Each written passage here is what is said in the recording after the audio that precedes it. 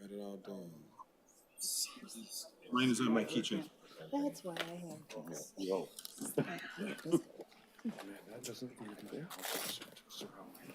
I'm so afraid. My whole life. What happened was, in addition to being a court magistrate, I'm also the official photographer for the court. And we moved into the new building, and I took 75 photographs of the old building, the chaos. You feel totally lost and very overwhelmed. And I stored them all on that little. You're not alone. And you don't have to admit it. I don't feel totally overwhelmed. It's more just unsure what the expectations are at certain points. I understand that. No, I get it. Yeah. And there's really no reason. Did you just apply? Or I did. did. You have a contact? I didn't know anybody. I was like, well, so I know Rotary this fall. Yeah. Well, and We are officially ready to go. I've got a text message. We're supposed to start at 6:30? When you're ready. I apologize. Yeah, I apologize for that. You can select what you want to see. Brenda. oh, that was helpful.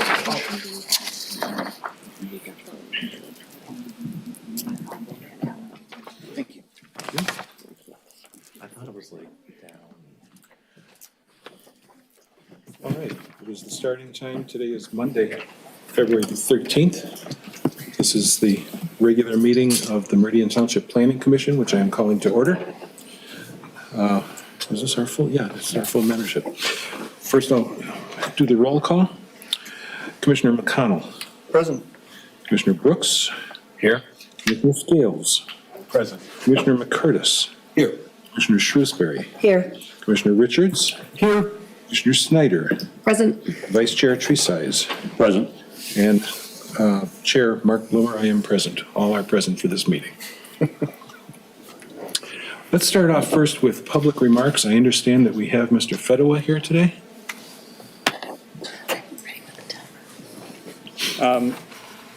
Greg Fedowa, 7030 Coleman Road. I'm representing Jerry Fedowa Homes. This is for the master plan. We're formally requesting change in zoning.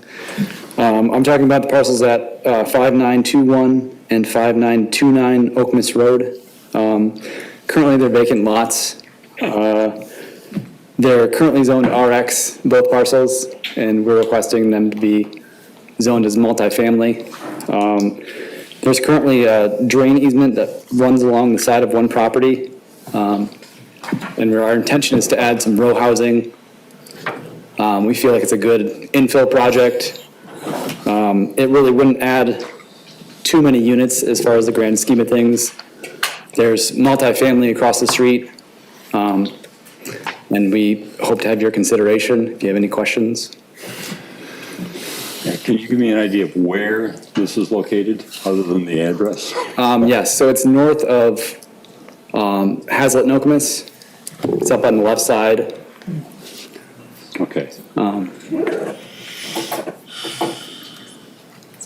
Yes. Can you repeat I guess it was the addresses that you gave. Can you repeat that for me, please? Yes, it's 5921 and 5929.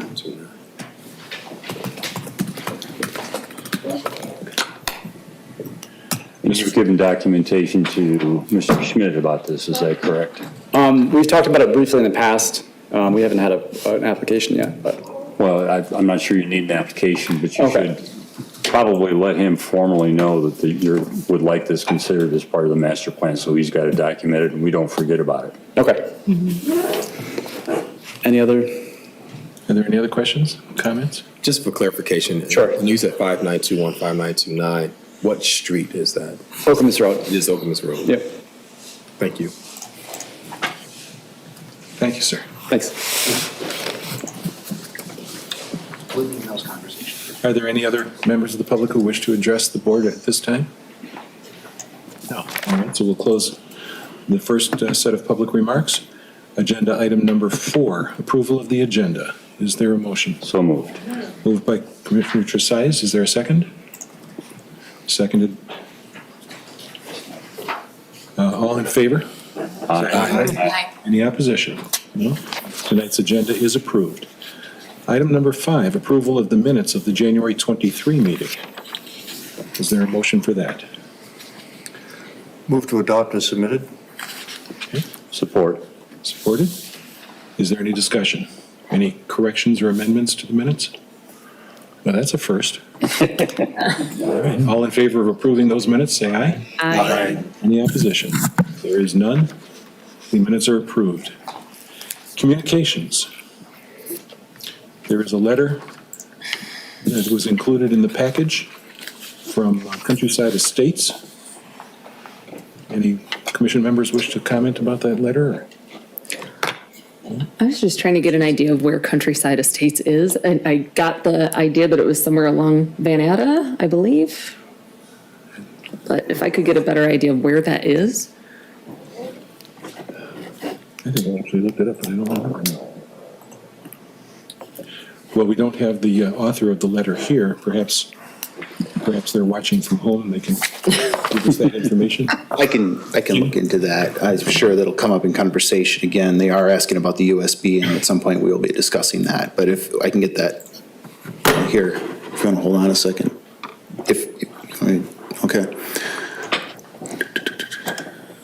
I've got this open. I don't care. I had the map open. I apologize. Give me 1 second.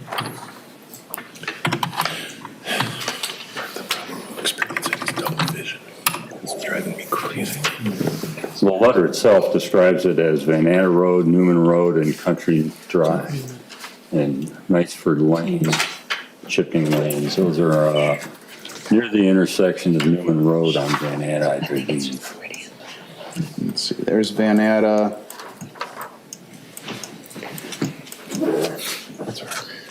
It's Hazlitt.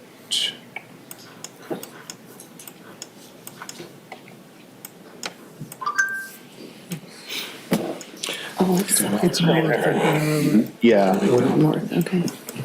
Makes sense to maybe discuss this under the master plan update agenda item? Give staff time. Preservation of green space is a major part of the. This is Hazlitt, Van Nat, I'm sorry, what did you say? It's between Vanetta and Meridian, north of Newman, yeah.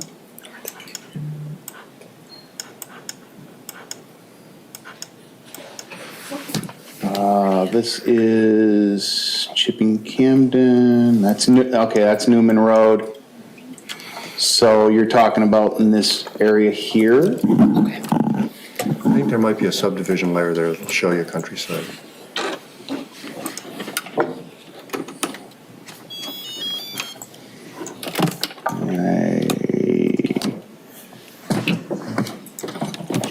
I do, however, have the urban service boundary, which goes along here and not to Van Natta Road. But again. Thank you. Sure.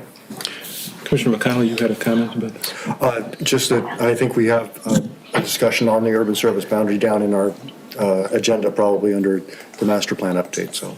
Very good. All right, any other comment? It's a very well-written letter. I found it very insightful, and it is worthy of further discussion by the board, I believe.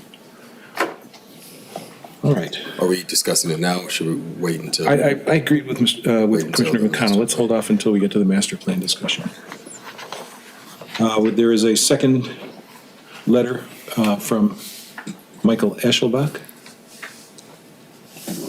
Do you have any board comments or questions about that?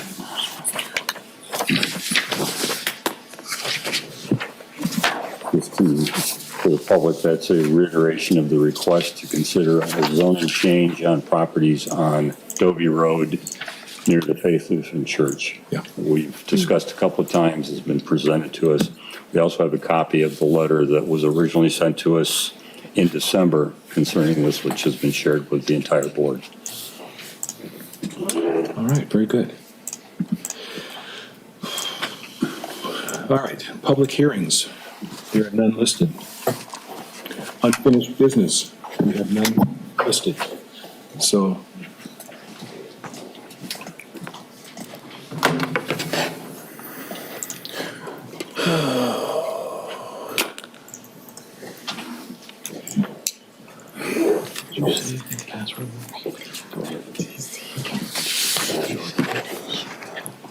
You ready? Okay. We got an email from a resident by the name of Jessica Warfel. She is in attendance tonight. She owns a property at 5677 Cade Street. And I think, here we go. Let's see, so. I will show you where that is. It is easier to look to my right than it is straight ahead. Okay.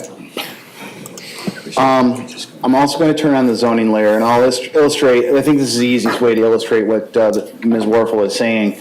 This is her property right here at 5677. It fronts on Cade Street. It's in the PO zone, that's professional office.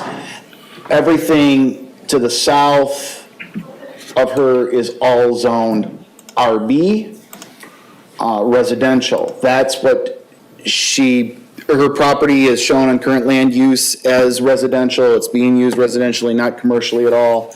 She wants to do improvements. We can't let her do the improvements. She's a non-conforming use in the zoning district unless she gets rezoned to residential. So if the planning commission agrees with the owner's request, you do have a communication from her with attachments.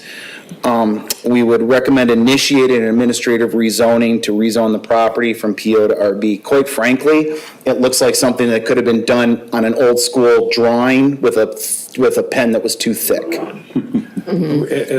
As I was reading her letter, I was trying to think to myself, why did it get zoned that way in the first place? It just doesn't seem to make any sense. That's my neighbor. Excuse me, come on up. If you're, yep. Name and address. Jessica Warfel, 5677 Cade Street. I'm just off of Hazlitt Road. And my neighbor, I would call him a next door neighbor, but he fronts on Hazlitt Road and he's a chiropractor. So it's like it was built, I'm sure, as a residential home, but it's used as an office, and his brother, 1 block away to the west, is a dentist, and so they too have, on Hazlitt Road, professional offices, but I don't know if I was grouped in there by accident. My across the street neighbor is RA, so she has a bigger lot, I guess, and then, but everybody else in that area, my closest neighbors are all RB. Can you tell us what type of improvements you'd like to make to the property? I'm looking at a home addition. I'm thinking of probably going to be blending my family, and I already live in the same neighborhood as my brother and his wife and my niece and nephew and my mother and my stepfather and my daughter's dad. So I would not like to move. I'd like to add on and stay where I am. Will the property at its current size support such additions? I think so. It's a 66 by 131. I've already got the 8 foot on one side. I believe it's the 8 foot like from either side.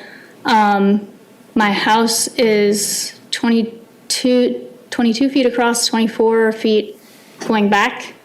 And I've got tons of room in the backyard to extend. Yeah, the only question I had for Mr. Shorkey was the one that Bloomer just asked is the lot large enough so that we're not rezoning her into a non-conforming use? Yeah, sorry.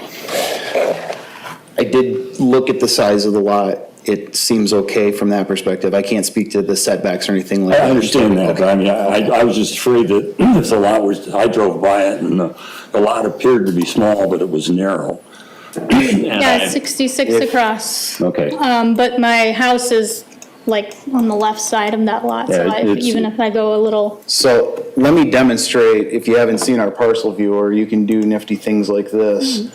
I can come up here and do an area measurement and move it to square feet, and then wonder why that thing is so huge. Okay, there we go. And then I can draw this polygon.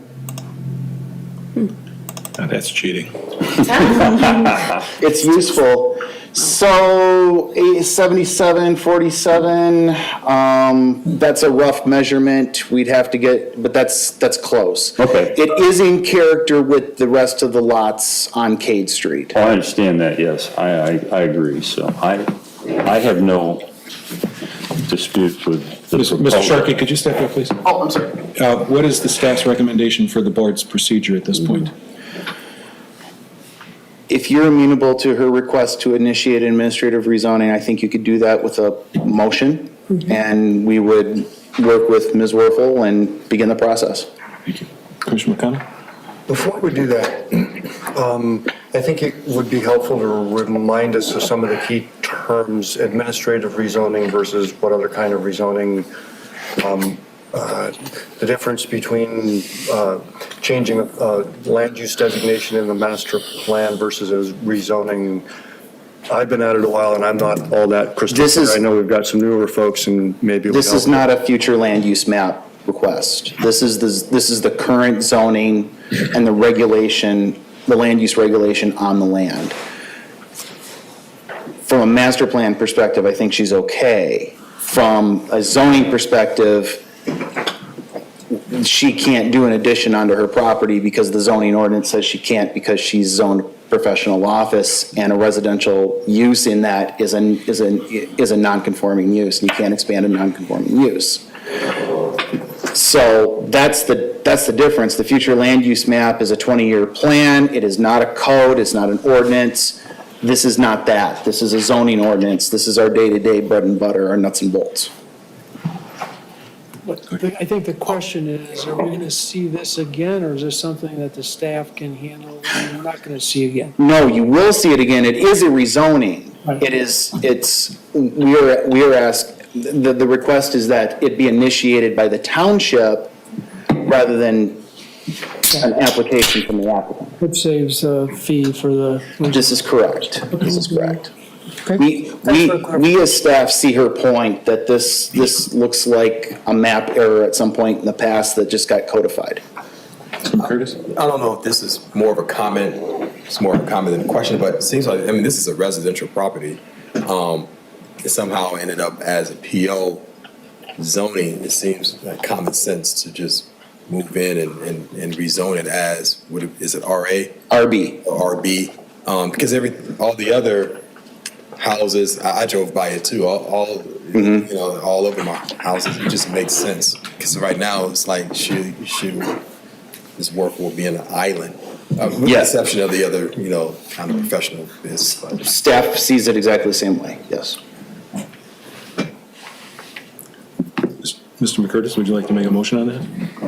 Sure. I make a motion that, I hope I stated correctly. Make a motion that the commission approve. Initiate the rezoning of 5677 Kate Street 5677 Kate Street. from PO to RB. From PO to RB. Thank you. There you go. Thank you, I appreciate it. Support. Supported. We'll take a roll call vote on that. No, just, You're welcome, I'll be in touch. roll call vote and change. One question. I'm sorry, Commissioner Scales? Mr. Scales, he did say, Should the word administrative be before the rezoning, initiated administrative Not by us. rezoning? I think the motion to bring it forward on behalf of the commission amounts to an administrative rezoning. Rather than an application from the property owner for a rezoning. We don't need a, I think we can do it by voice vote. can we? It'll come back to us. Is there any further discussion on the motion? All in favor of the motion, say aye. Aye. Any opposition? There is none. Okay, I'll be in touch tomorrow. Thank you. Here. Good job. All right. Public hearings, unfinished business. We have the, all right, so we are now on other business. Oh, no, that's what, so master plan, item 10, public comment. Not a public comment, but just other master plan update. We've given you a couple things. One is a memo, kind of a snapshot of where we're at with public comment themes. The other one is a memo discussing the master plan update goals and the master plan goals and objectives. It's everything that we're looking at right now, and what we're kind of hoping is to have a little bit of discussion and get some direction. One of the things that I'm going to point out on the memo about the public comment themes, green burial. So let me tell you why that spurred a little bit of this conversation. So every week, one of our staff members does a environmentally themed Zoom call that I sit in on. 75% of the time, I just lurk in the background. They're people that are residents that are interested in the environment, or they're people on the environmental commission. It's a mix of people. The theme of green burial has come up a few times, and most recently it came up, and I said, well, if you're interested in commenting, we're going through the master plan process right now, and here's the link to our comment form. I've done this before. I've done other Zoom calls and other emails, and you see with the response, 10 people that took the time to go to that website and specifically comment they want this. So to extrapolate that then, 20% of our comments, give or take, came because of a specific subject. You see the mix of comments when it's more of an open-ended forum. What we're kind of hoping to get at is, what are the themes that you guys are interested at this point in getting further information on? We'll work with communications to update our website, and we'll start getting more targeted questions to the public about specific subjects. Does that make sense? Okay. I feel like there are probably a lot of people who may not quite understand what the purpose of the master plan is, and so I'm wondering if in communications that are developed for seeking further comment, it might be helpful to do a one-paragraph sort of description of the master plan guides blank and does blank, And if you have a thought about that in Meridian Township, give us your opinion. You know, I feel like Okay. if you don't give a little bit of context, it's harder for people. I know our neighborhood put out in a newsletter, or I've asked them to, you know, submit your comments here, but I'm afraid that people may not know what it is that they're, you know, so anything that can be made sort of user-friendly for the people who might not be as familiar with this work would be really helpful, I think. Okay. Sort of what can be improved or changed by giving input, or tell us that you like what it is now. You know, that sometimes knowing that people are not unhappy is a good thing too. Then we know that we change on the margins, but we don't have to do anything too dramatic. Commissioner Richards, did you have a comment? Yeah, sort of related, at least in a little way. The request we get to change the density of particularly residential, or changing something to commercial that impacts residential, single family. I guess if there's a way to alert the neighbors that might be affected by that, and I guess the reason it comes to mind is we've heard from the folks at the Faith Lutheran Church a couple different times about changing that property. And then we also had a rezoning, it wasn't a rezoning, actually, I think it was a special use permit right adjacent to that area, and that, at least perceptually, the folks that are west of that area, who are single family, had quite a bit of comment about that development. So what I don't want to happen is the residents that might be interested in that not really know that, you know, let's just assume we make a change, and then here comes a rezoning request, then okay, it's now, they're asking for something that's been changed in the master plan, and then, the folks next door, if they were adjacent, might have had some input into it, at least have an opportunity. And I know, we have certain things that in rezoning requests where anybody within 300 feet gets a notice of a rezoning request, and I don't know how we actually would go about it, but my concern is sort of opening up a door with, the first step without the people who might have some input, not, having the input, and then kind of feeling like they really would have liked to have their input early on in the process. So that's number one. In terms of things that I see in the community that are worth looking at and how we roll it into the master plan, I see a lot of commercial parking that's not being unused. And I'm not real sure whether we've actually made the change, but driving by particularly this area, seeing all the parking space not being used is something that I think we should be addressing in the master plan. Particularly, and then I guess kind of a sidelight, the mall has been looked at a number of times, but we know that it's, another fairly large store is just going to be closing here this year, Bed Bath & Beyond. So I think for sure we should be trying to be proactive there. I mean, we can wait for the mall owners to come forward, but I think if the township is more proactive in looking at other communities and what they're doing with malls and kind of from a master plan standpoint. So I think that that's what I'm interested in terms of getting feedback, because I know at one time we had a fairly large requirement for parking spaces per square foot of commercial area.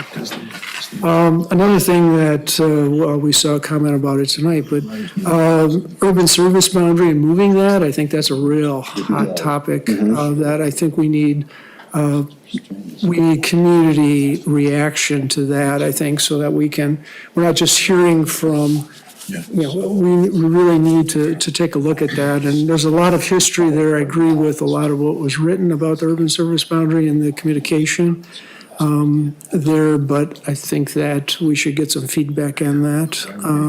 Abbreviations that we made. I think that's, those are the main things that I guess I would ask us to get input on. Thank you. Hold on one second, I just want to make one comment, because I'll forget. It seems to me that it would be helpful in the master plan to have a specific definitions section. We frequently fall back on abbreviations or terms of art that we've become accustomed to that the general public may not understand, like PICA, for instance.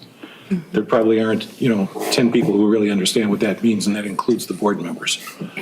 So my suggestion would be to have a specific definitional section that includes terms of art and abbreviations that are commonly used in this type of thing. Okay. Commissioner? Yeah, I wanted to pick up on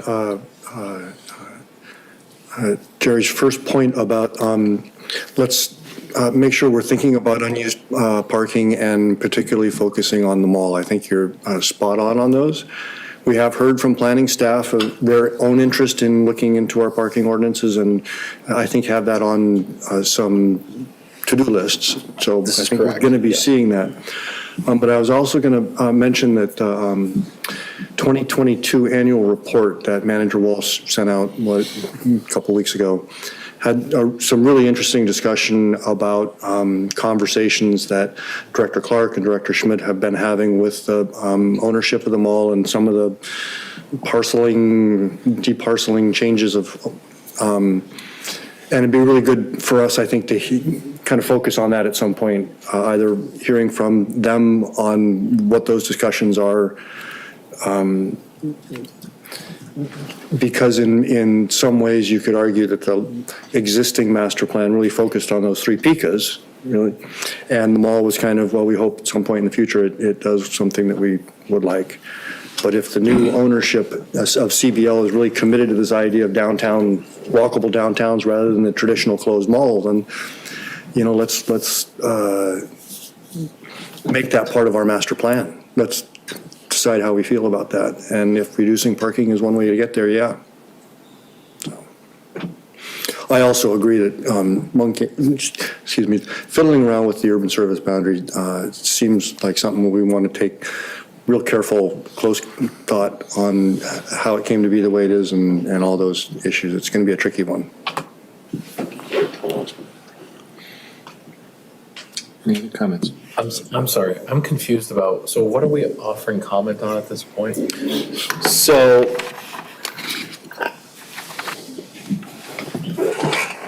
I'll catch you up a little bit. Since about the last quarter of last year, we've been bringing some background reports as related to the master plan update. The master plan, like I described, is the 20 to 30-year future land use, talks about how it, what the vision of the community and how they want the community to proceed in the future as far as land use development goes.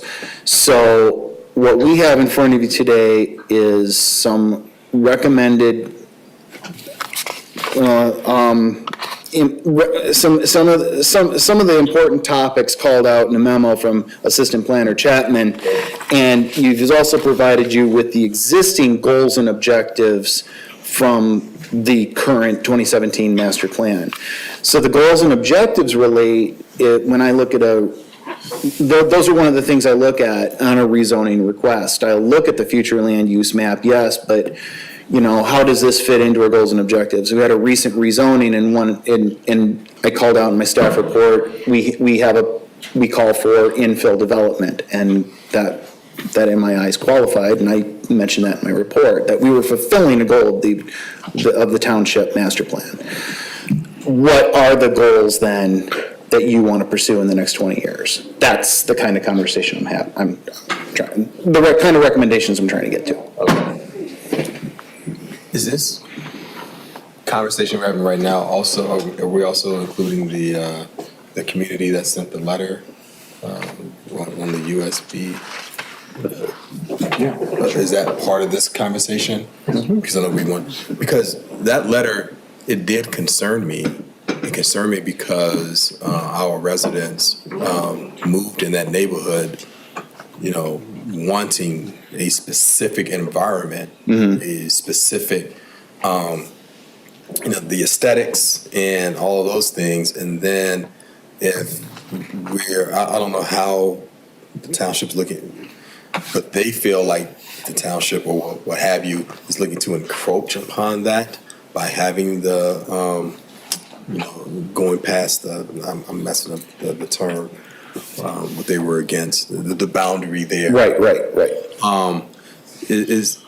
I think we need to really, go into this with I always say with a scalpel and not like a sledgehammer when it comes to, protecting the land use, but protecting the wildlife, the rural life, what have you, because that's what they paid for essentially, and encourage more infill development, especially, when I drive around the township, I'm seeing, some businesses that are no longer there. And, to kind of point in those places for development where we have some vacancies throughout the township, opposed to encroaching on this natural space that I think residents paid for. And incidentally, the concept of that is like the second is the highest mentioned non-specific item in the surveys that we've received. And Van Atta Road has specifically been called out as a special area of concern by a lot of those comments. One other thing, if I may, I didn't realize, even improving the road or whatever could kill the trees along or could harm that. I didn't realize that's an issue or. It was brought up in the letter, so I get it.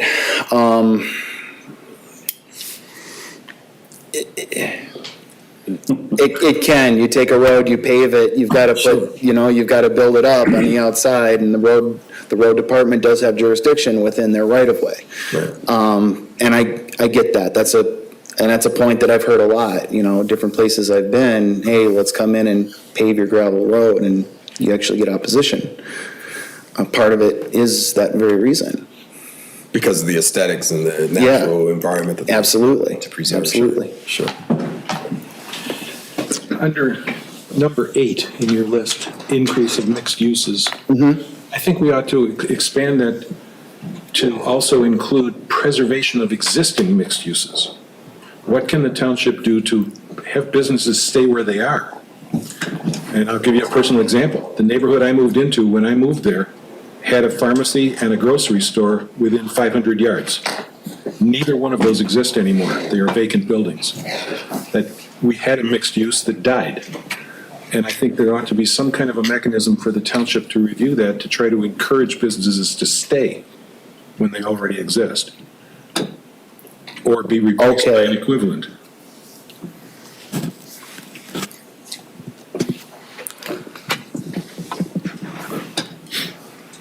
I see that as part of the desire to focus on infill as opposed to new development in virgin areas, shall we say.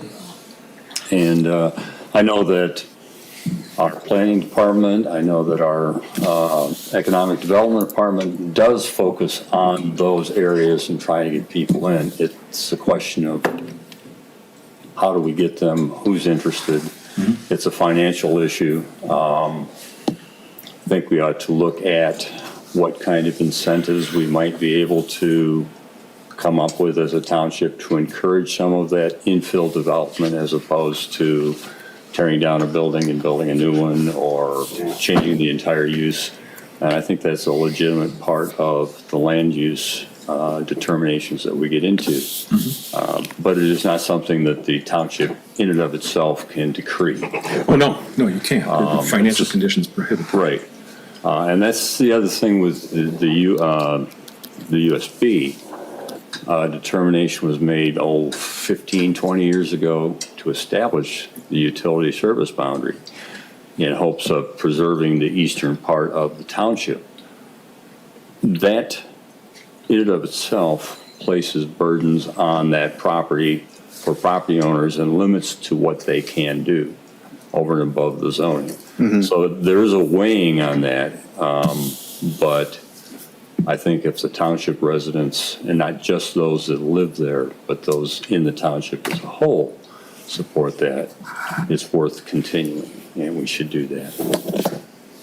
But it isn't a slam dunk, because there are negatives to a USB.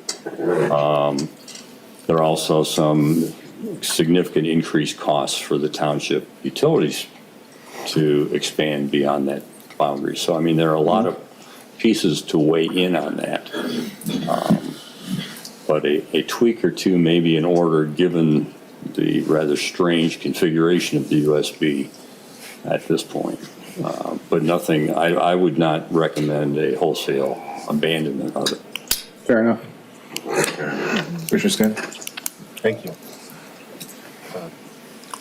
I'll just join in on the philosophical discussions that are taking place here. I agree with Commissioner McCurtis about not taking a sledgehammer and dealing with the urban services boundary issues.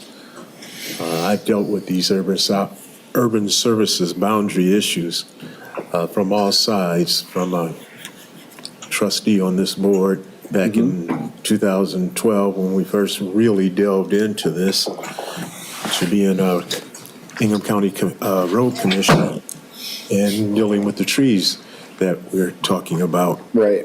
And I don't see any easy solutions to what we're faced with here. But my question to you would be, how was this list developed? It says through outreach. What type of outreach developed this specific list? Because I find it strange that there's not a lot of comments about Saginaw Highway Corridor improvements, which that's going to be the area that's going to have the most improvements in my mind. I think you're making a very valid point about that. We have a lot of vacant property on Saginaw Highway. Exactly. So let me explain how this came about. We sat down with Communication Department to build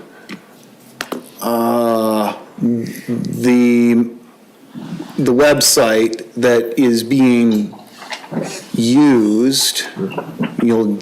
I'll show you rather than try to explain it to you.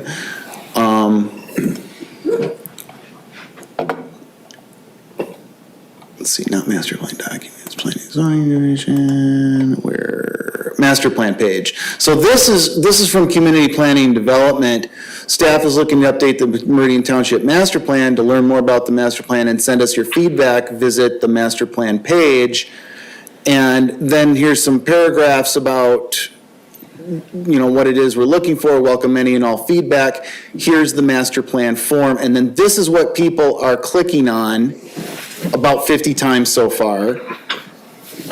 Hopefully it loads faster for them than it is here at the moment, but then it's an open-ended form where people can give their name, their email address, and give us their comments. Those comments are summarized on this memo. Okay. That's where this list comes from.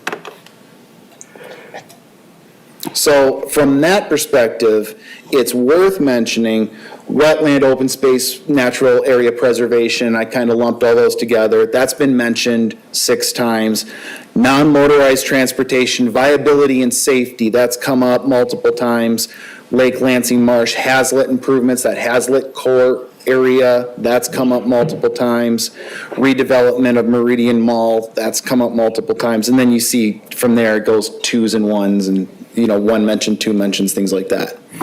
So this is I swear it worked from my desk yesterday. This is supposed to be the master plan form and where you would fill that out. Commissioner Shrewsbury? I believe that there have There you been go.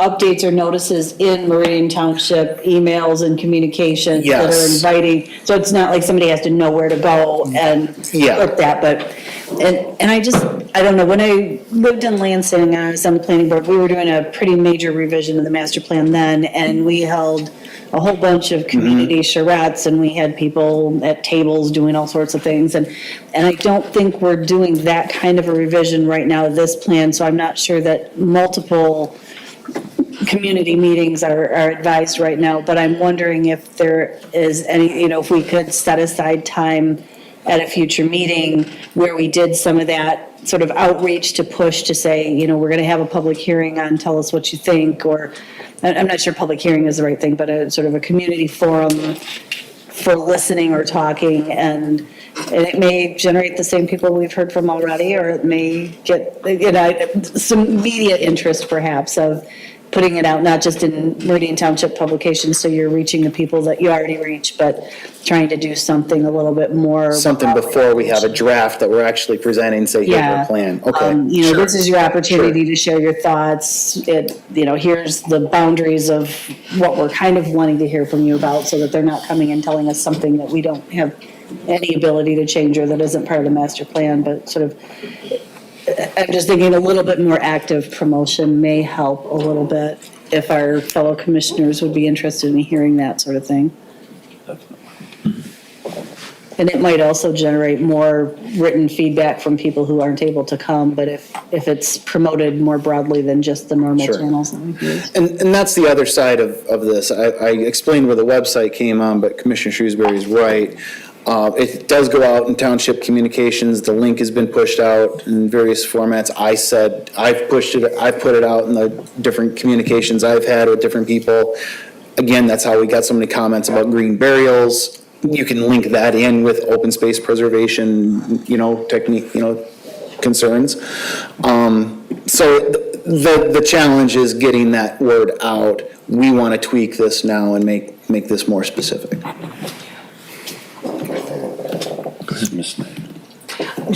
Can I get a reminder of how frequently the revisions are occurring? And then also just a reminder to the board of, this one, I know is supposed to be smaller scale. Isn't it every other? But how many years from now will we be doing the next one? 5 years. We are required by Michigan planning law to look at our master plan every 5 years. You do not have to make changes, you are required to look at it, and that's why this isn't as big of an update as it was the last time we went through this. So is that just traditionally, it's every other, it's not as big, or is that just? It's just a matter of where our development has gone. Eventually, I'm going to be presenting demographic data and information to you. We've had increases in population, we've had increases in housing, we've had increase in development, but we're still not at pre-recession levels. And certainly COVID didn't help.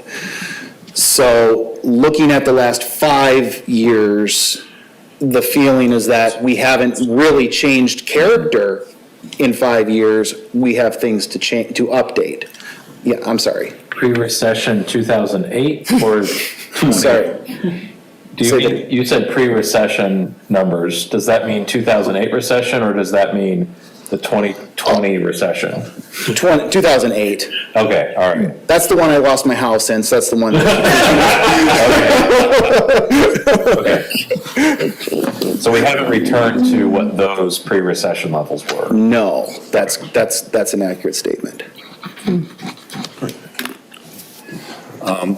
It would probably be helpful to the public and maybe to the members of this commission to have sort of a general understanding of the difference between a master plan, a zoning code, and as I understand it, a master plan is 15,000 feet. This is looking at projections, wishes, hopes, and how it gets developed is into the ordinances developed for, parking, whatever they are, sign ordinance, all of that stuff is Correct. part of what you carry out under the terms or under the general halo of the master plan.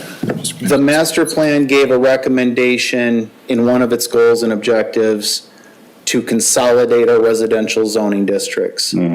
Based on that, we brought 2 ordinance amendments to you last year, one of which included 7 rezonings and successfully eliminated 2 residential districts from our ordinance.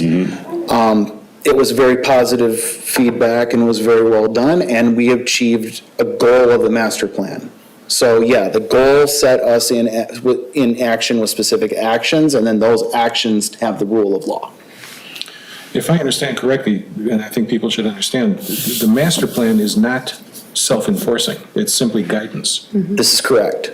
It is suggestions about where we ought to be going and what our intended goals are. Right. But it's not an enforceable. No one writes a future land use ticket. Right. Right. No, I'm serious. You're right. No, and I think the public should be aware of the fact that what this is, like was said here, it's a 15,000-foot overview of where we want our township to be. Right. But it's not self-enforcing and it's not an enforceable zoning. And it goes the other way too. Like sometimes a community will make an area, will future land use an area a certain way, or a big piece of parcel, a big property, like a piece of property might get future land used for multifamily development. Having spent some time in the real estate world, then the realtors get excited, hey, we can sell this as multifamily development, but you haven't rezoned the property yet. And you haven't gone through the legal step to allow it to be. So, yeah, it doesn't, again, like you said, it doesn't carry the rule of law with it. It's just, we think this is where it should go at some point in the future. Commissioner Curtis?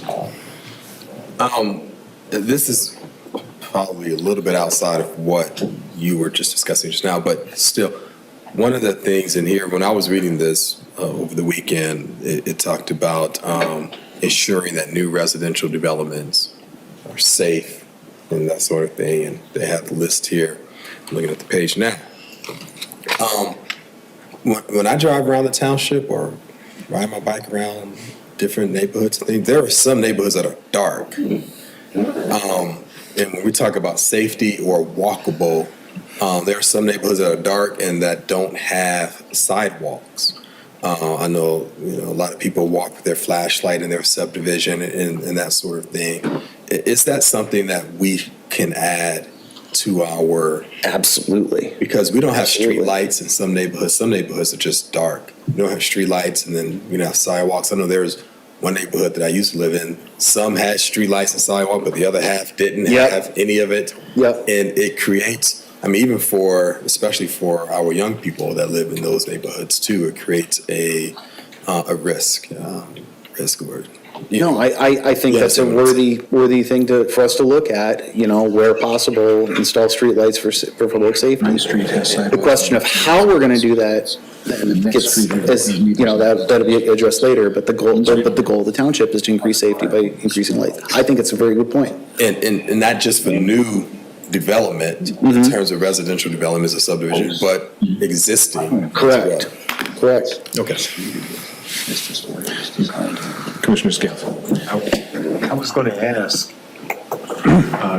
listening to the discussions that I'm hearing, I would suggest that as we delve into this, that we first make sure we're all on the same page in understanding what we're doing. And I was wondering, is this the latest copy of this book, and does everybody have this from the Township Association?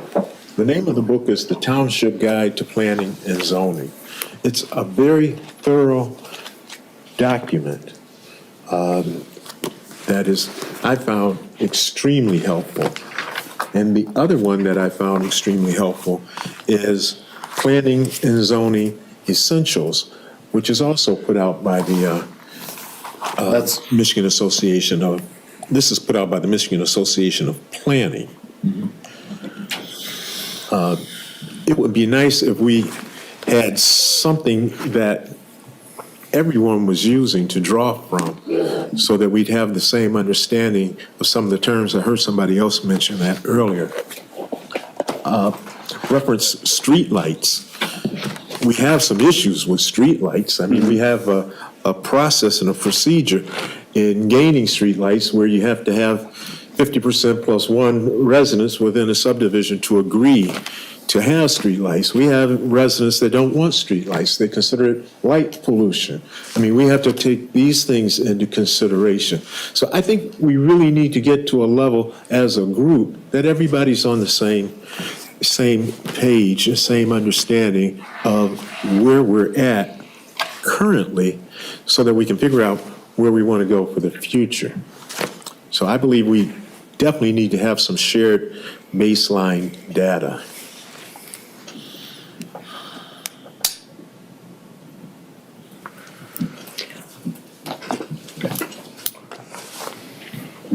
Me, Commissioner Brooks. Remind my name.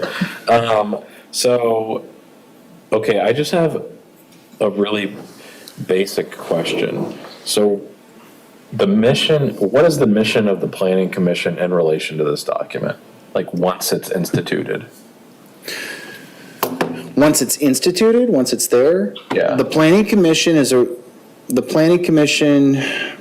reviews site plans, the Planning Commission reviews special use permits. In the majority of cases is the actual approval body for those. Sometimes in certain cases, it gives a recommendation, it goes to the board.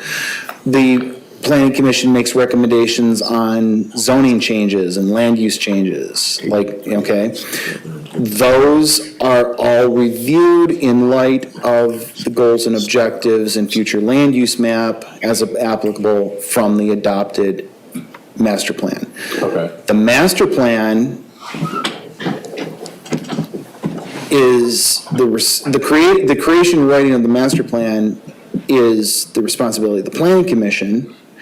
You will make a recommendation, it will go to the township board. This is part of Michigan planning law. That's the basic process, but you're the body charged with creation of the master plan, which is why we're coming to you and saying, how do you like it so far and what do you want us to do? Yeah. Okay, well, thank you for answering my super basic question. No, by all means. New person. No. So I've read the last 5-year plan, and then I read through all the requests and the comments that you guys put together, and the thing that I keep coming back to as I'm reading this and thinking about the goals and strategies that we want to have for our community in relation to what's been set out before is I sort of think about like what makes a great community, and when I think about like putting streetlights on, yes, or not having them, those are different things that people want.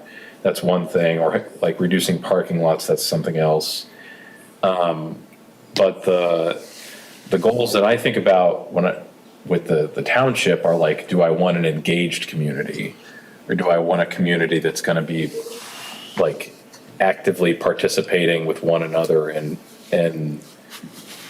actual community? And then I think about all the different strategies of doing those sorts of things. And so right now we're talking about our strategic planning process, and we're trying to get input from community members. And that's really difficult, right? Because people just don't have time. But if we had a more engaged community, then they would actually probably be more likely to participate. And so if we think about potential goals, I'm not suggesting an overhaul of everything that you guys have done. But if we think about goals like, just spitballing here, but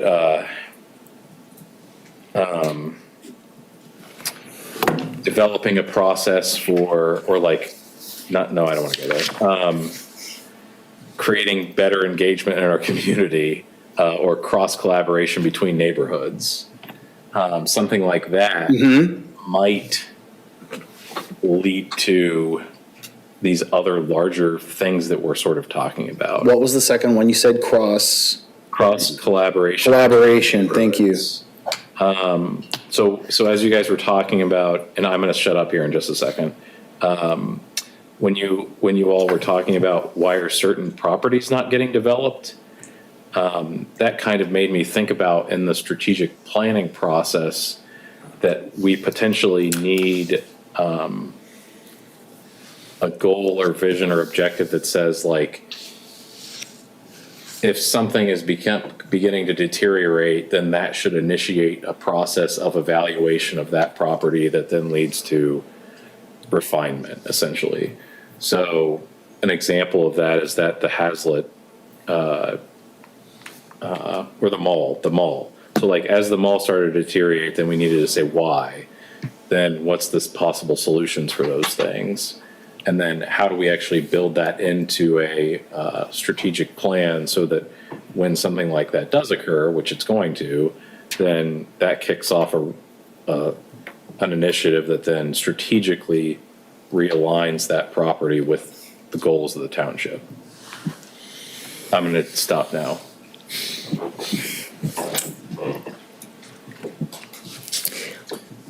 So I'm wondering if, as we look at the goals and objectives, and then some of the things that were brought up in public comments, combined with some of the discussions we've had here, I'm wondering, in the master plan, is there a place to be intentional about diversity, equity, and inclusion? Like, is there a place in the plan for that, to be intentional with that kind of language? I think that builds on what you're saying about community engagement.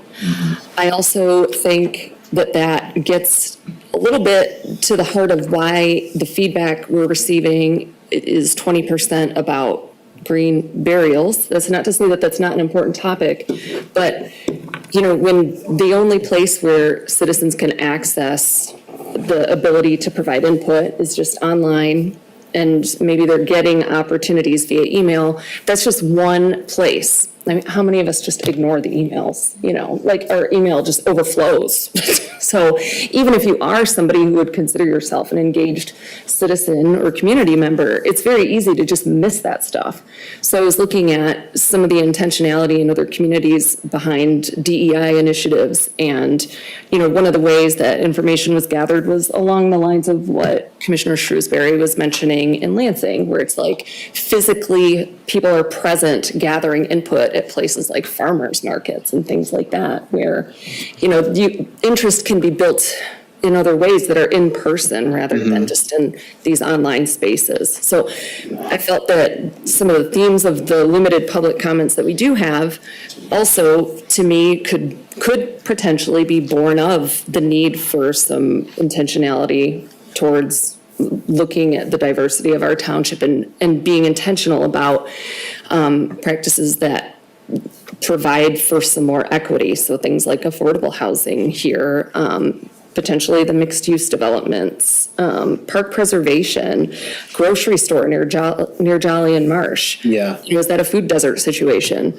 So I just thought this might be the time to at least bring that up and see how that could fit in. Thank you. I think we have to look at what our area of expertise is supposed to be, which is land use, preservation, development.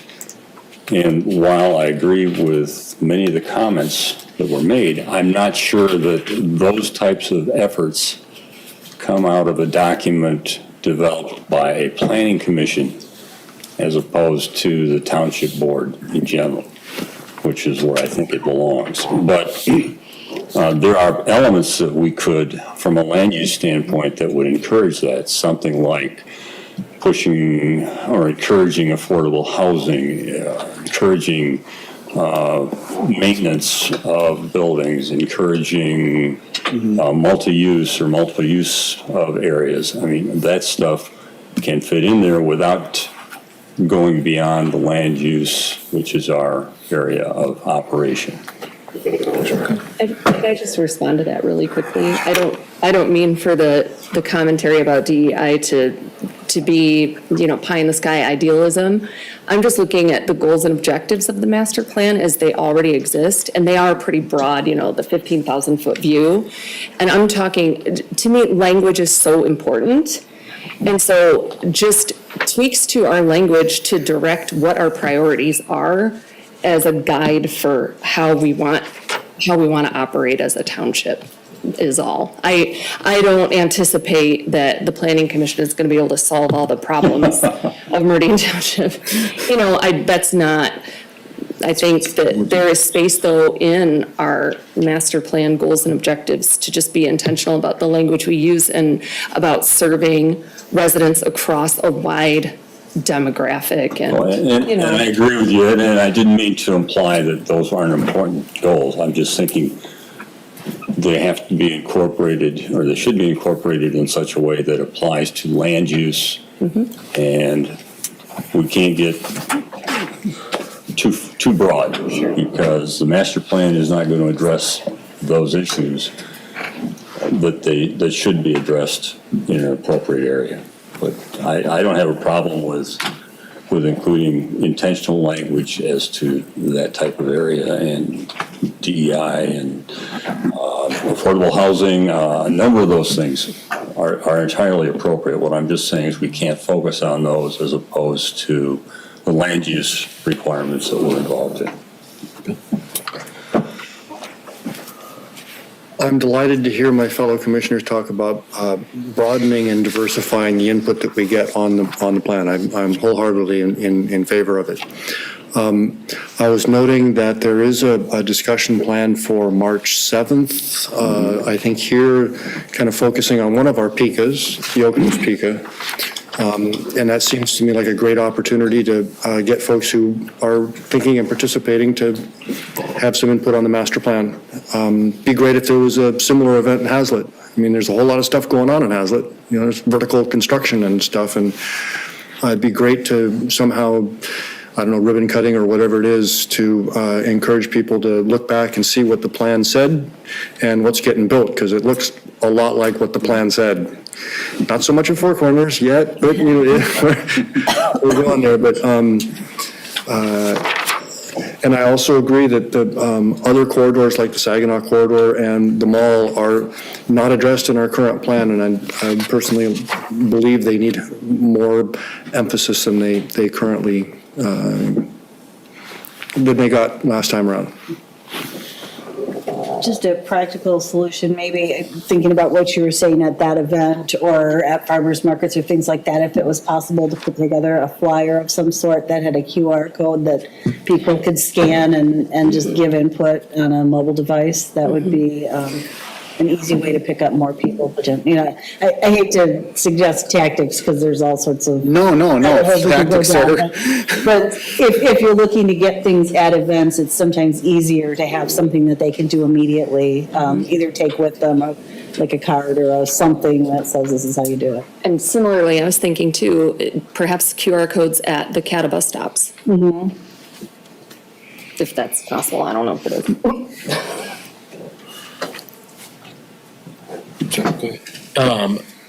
So I just want to comment on, I can't remember how to pronounce your last name. Treesice, Commissioner Treesice comment. So what's confusing me is a little bit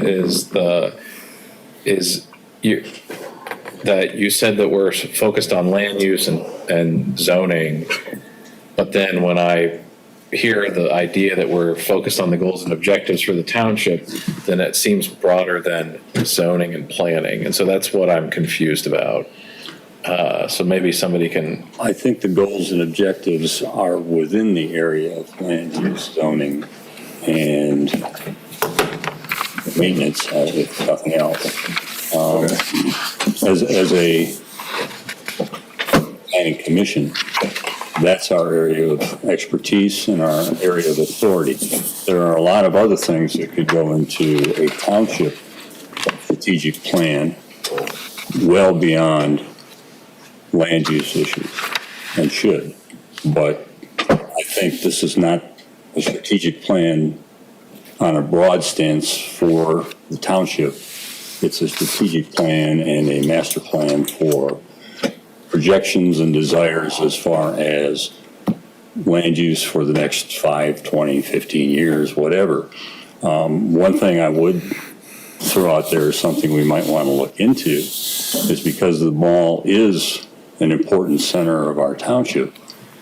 And one of our pikas is, at least if it goes through at Hazlet, is probably not going to need the pika designation in the future, whether we want to look at making the mall a third pika. To give us some flexibility and some encouragement there. And I don't know what the law is requiring there, what we can and can't do, but I mean, that is an area I think we should maintain, the one up in northwest. Carriage Hills. Carriage Hills. Carriage Hills will stay in place. The Hazlet Pika is probably gonna, the borders will change. Right. But it will stay in place. As far as Village of Okemos goes, we're still waiting for site plan.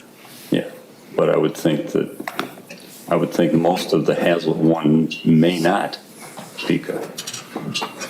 Because it's getting close to Early in complete this- development.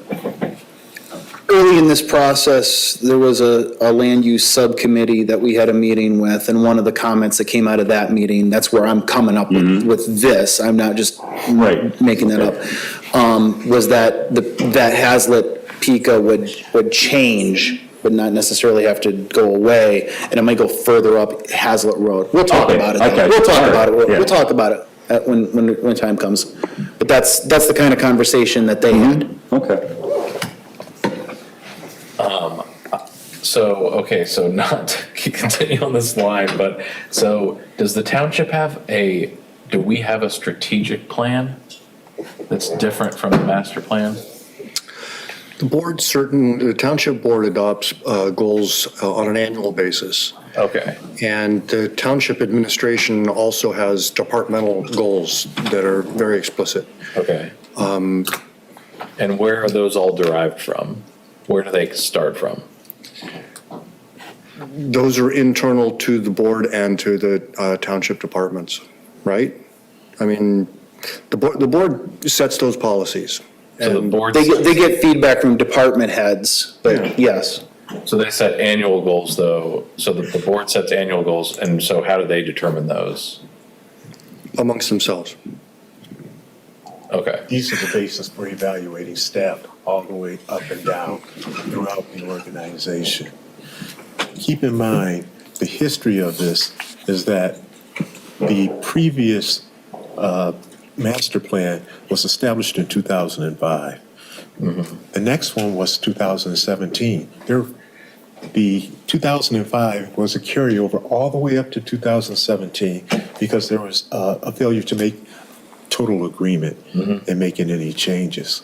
And so they were focused on what was happening now. At that time, Hazlet had issues right in what they now call a Pika, Carriage Hills, and Village of Okemos. And now it's incumbent upon us, instead of just focusing on the present, is to really do a change to the master plan that is more forward-thinking. And I think that's where he's trying to get us to. But it's just going to take a while for us to get there. But I really love the questions that you have because it shows your level of engagement.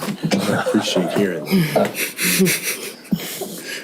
I would point out that there's also a township pathway master plan. There's a master parks plan. So several bodies within the township also do longer range planning. Our focus is on the land use, parks is on parks, et cetera.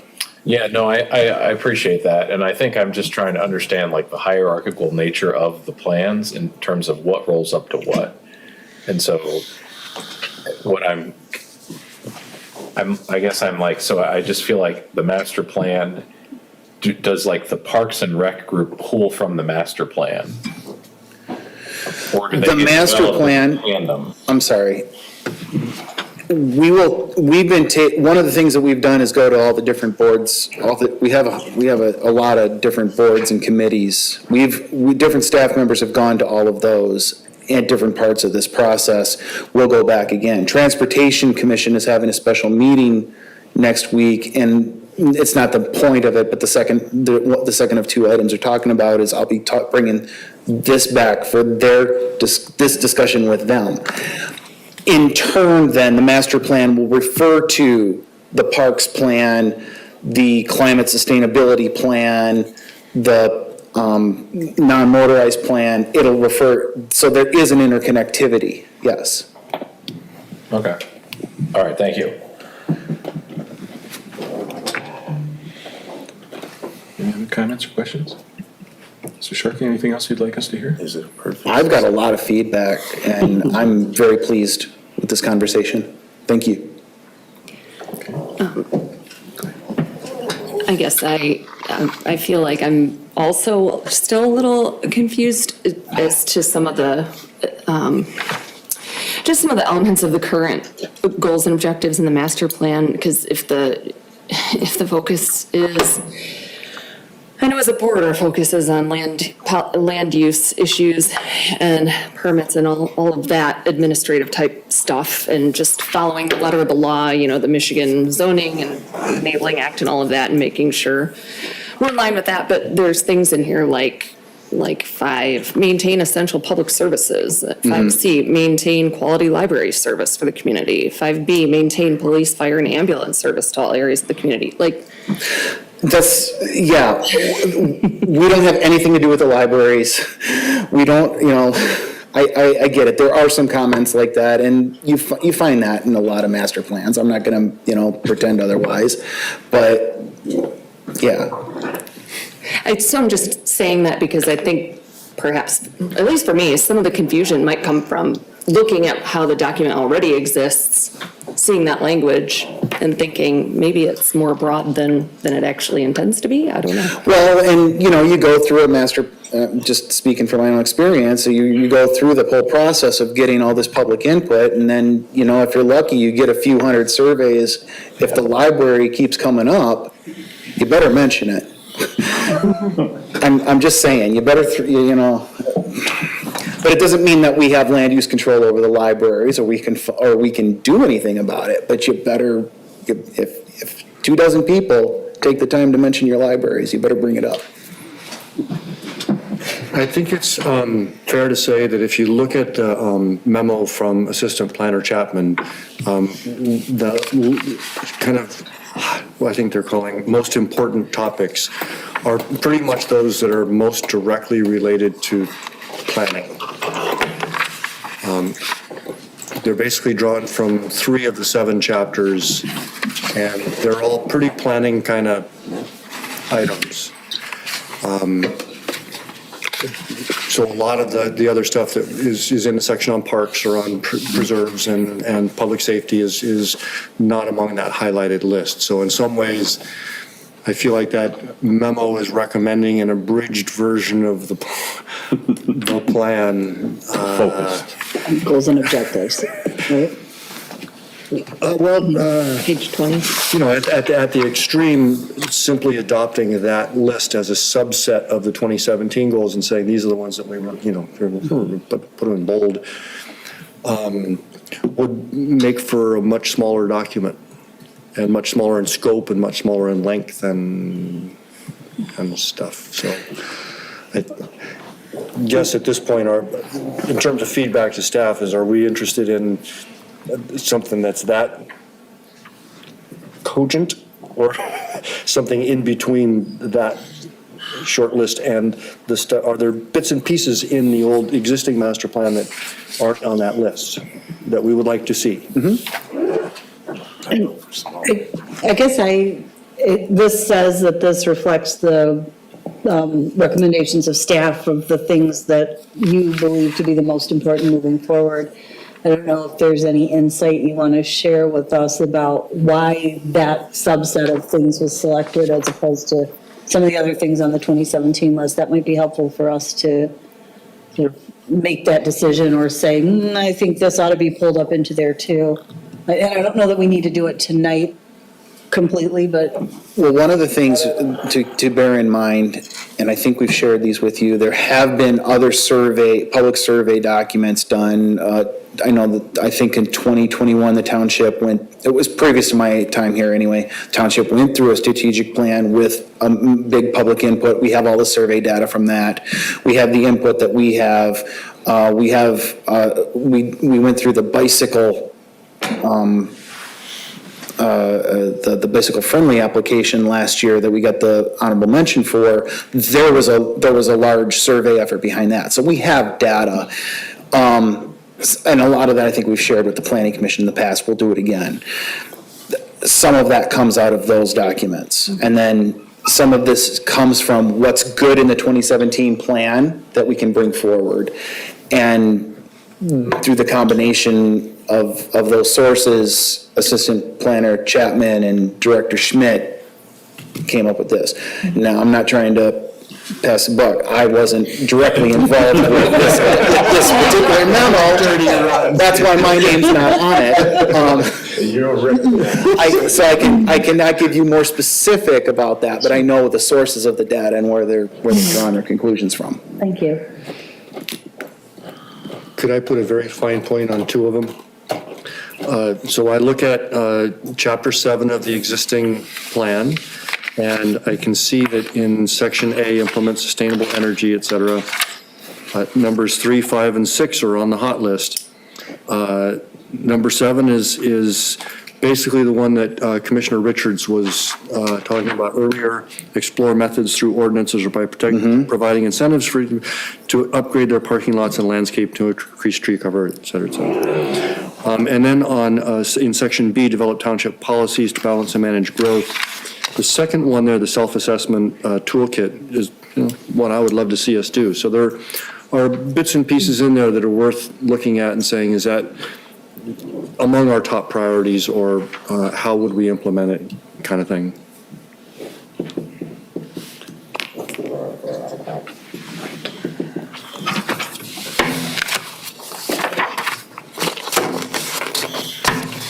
I have one comment, and it's a planning comment.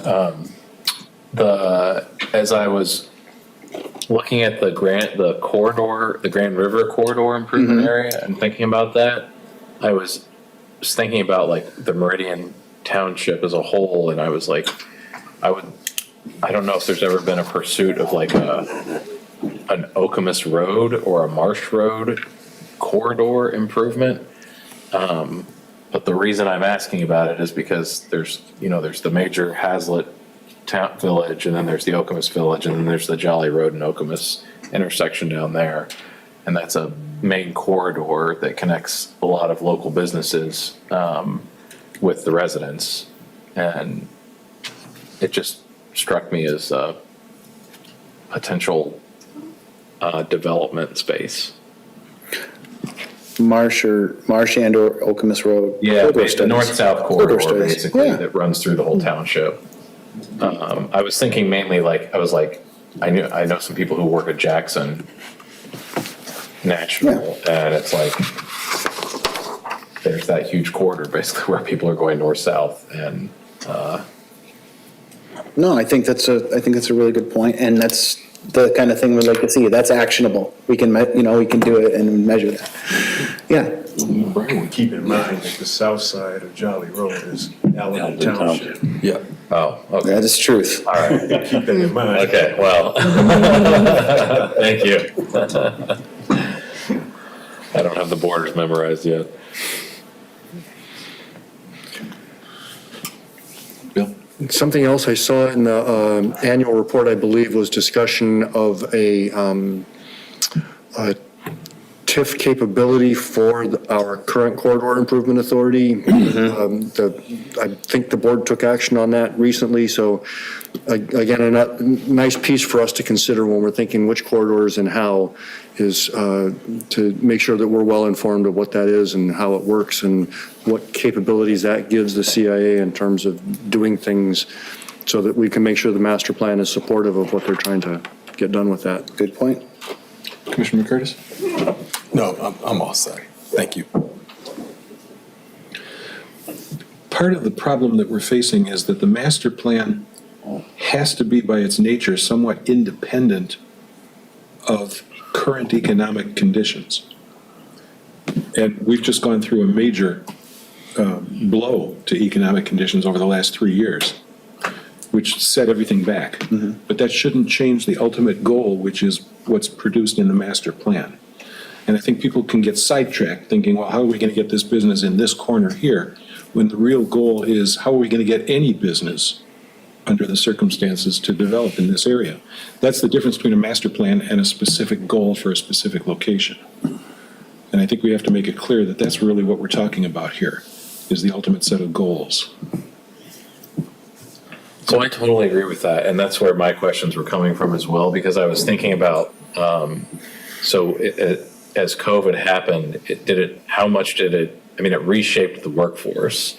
So like, I'm remote, I work remotely and live in Meridian Township, and so I'm curious, like, how large is that population now with the state of Michigan only requiring staff to come into the office on so many days of the week? So I will report that number to you when I run the demographics. It's, you're absolutely right. So does that fundamentally change our development strategy, essentially? Like, if we have more people like that?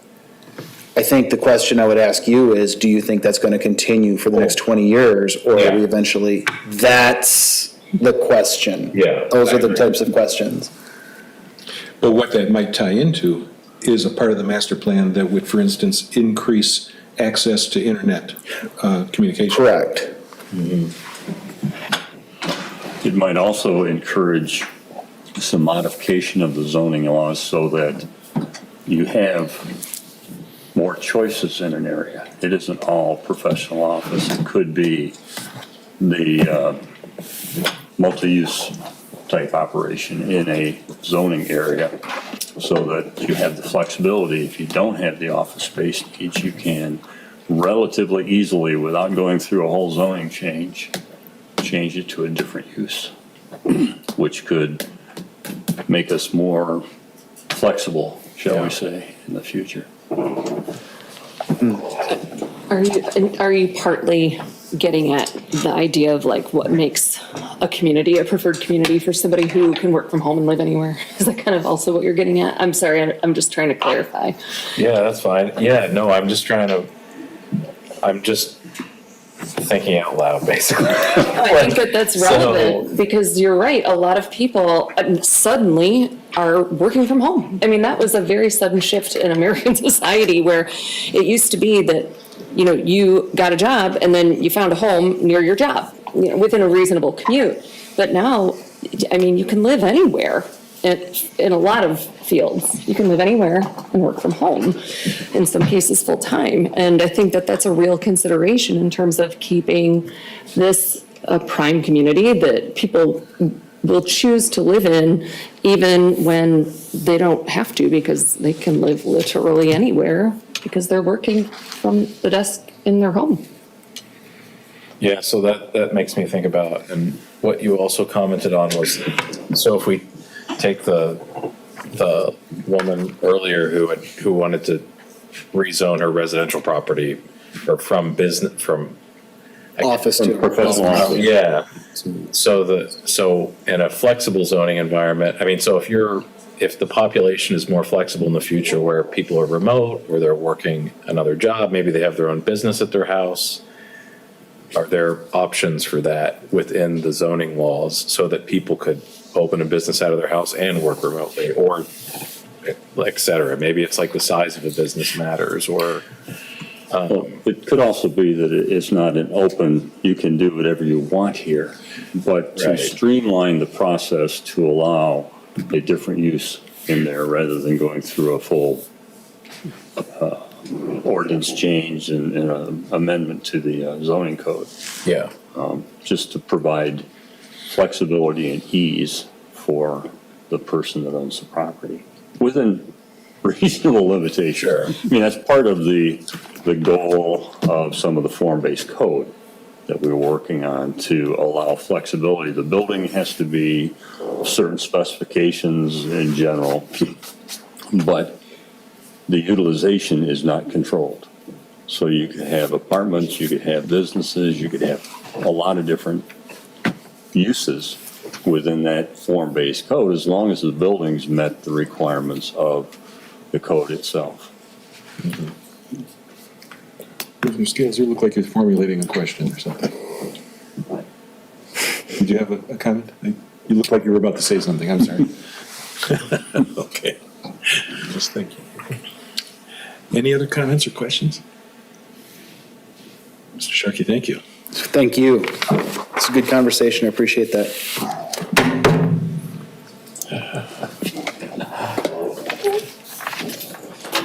All right. Goals and agenda master plan. Is there anything else under item 10, master plan update, that we wish to discuss?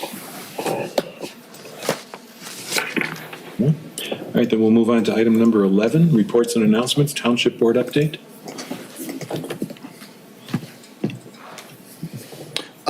The only thing I'll mention is that what Mr. McConnell mentioned about on March 7th about Village of Alchemist, that is a township board discussion at 6 o'clock with residents who have contacted the board.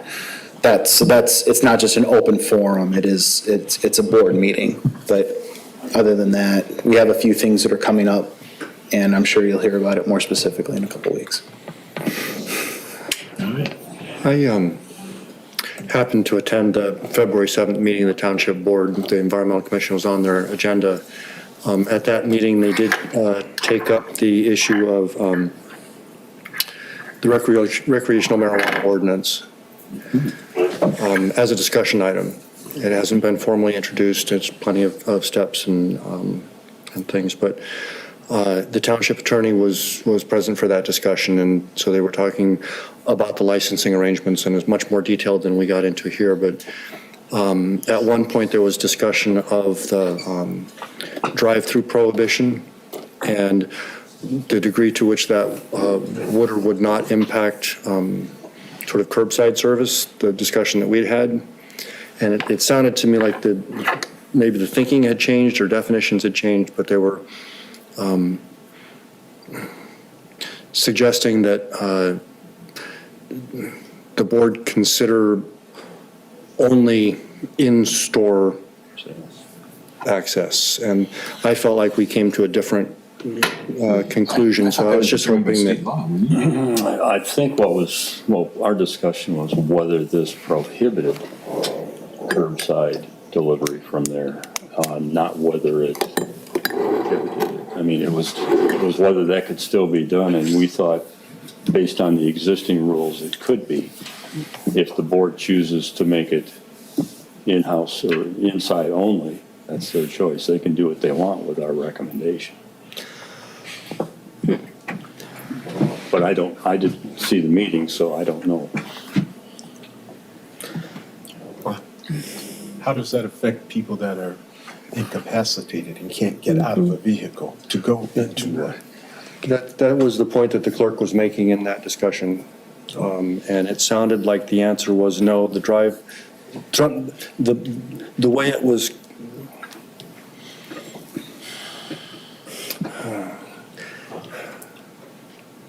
maybe it's best to wait until the minutes of that meeting. Yes. I was having trouble making the connection between how our discussion was presented and the discussion that was being had there. So I would encourage other commissioners, if they're interested, to peek at the video. It's real easy to get to, home TV, and the agenda's there, and you poke on that item, and there you go. You want a bowl of popcorn, and So if I'm understanding you correctly, the concern for you, though, is that, please tell me if I'm not getting this right here, but what I'm hearing is your concern is that perhaps that is an issue that is worthy of more discussion by the board before a decision is made. And to piggyback off of that, people who are incapacitated or, frankly, a lot of people who suffer from chronic pain utilize marijuana as a form of medicine. It's far more safe than opiates. So I personally find that concerning. And if the board, needs to hear that, I don't see why that can't be voiced here. So I would also be concerned by just kind of an outright, the ordinance being written in a manner that doesn't allow for curbside delivery, for example. Drive-throughs are different, as long as a person can get access to what they need. If it's curbside, I think that's something that's worth being heard. So, I don't know, was I understanding your concerns correctly though? Sorry, I know I gave all my No, opinions, I but. think you've got it, and I'm pretty certain that they will have that discussion. There's, yeah.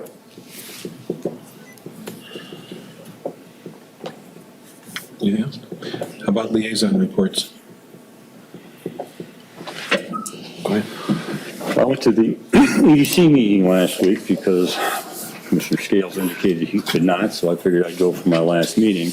It was a very interesting one. They did bring up the possibility, and they did, I believe, pass a recommendation that the corridor improvement area get some level of TIF authority, which would also sort of massage the corridor itself a little bit. And that would go to the township board, although have they taken that up or just a discussion? Do you know? I don't think it's been taken up yet, at least as final approval, but I don't know. The other thing is we got a report back from our economic development, Amber Clark, as far as the need to recertify and get approval for the continuation of the redevelopment ready community designation from the state. There's a list of recommendations, changes, whatever that might have to be incorporated, some of which will involve the Planning Commission and possibly the master plan. There's some elements in there, so you'll hear more from them, but that's in the process of being renewed. Other than that, it was a good meeting. I attended the most recent effort to have a meeting of the Downtown Development Authority. They are having a great deal of difficulty putting together voting number of members. So it was rather an informal meeting. Ms. Clark continues to amaze me with her ability to bring issues up. But unfortunately, they're just having a terrible time putting together a voting majority. They've been having informal meetings for the last 4 or 5 months, I think, so they've got to correct that. Any other liaisons? No? Project update? Apologize, we are doing an update to it, making sure that it's current with projects, and I didn't have it ready for this agenda. It'll be on your next agenda, and you'll see a full project report. All right, then we are on the last, I'm sorry, go, Commissioner Scales. Just one question. I don't know, was this a typo on the back of the agenda? Is this, these 2 public hearings, are they for tentative February 27th? So the project report is an actual document that we are trying to provide on a somewhat timely basis to the Planning Commission on current and on different projects that have been approved in their status. That's not a typo. Your next meeting, you have 2 public hearings for 2 special use permits. That is correct. It says for this meeting. That's why I was asking. Oh, no, it shouldn't. I'm sorry about that. We approved the agenda incorrectly. So I thought it was for the 27th. If it does, it went through. What is he referring to? Right up here, it says Oh dear. Oh yeah, this heading was an update. Okay, yeah, no, that's in 2 weeks. Sorry about that. Because it says January 23rd at the top also. Yeah, That didn't change. yep. I will make note of that. No, that was approval of the minutes. That was okay. All right, then. We still have a few members of the public here. May I actually ask a question real quick? We were doing a little bit of housekeeping in Director Schmidt's office. We came up with a USB. He thought this belonged to one of the planning commissioners. It might be mine.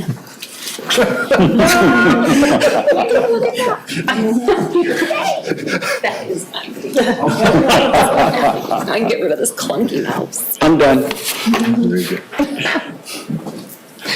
Would any of you folks care to address the commission? Yes, ma'am. Just tell us your name and address, please.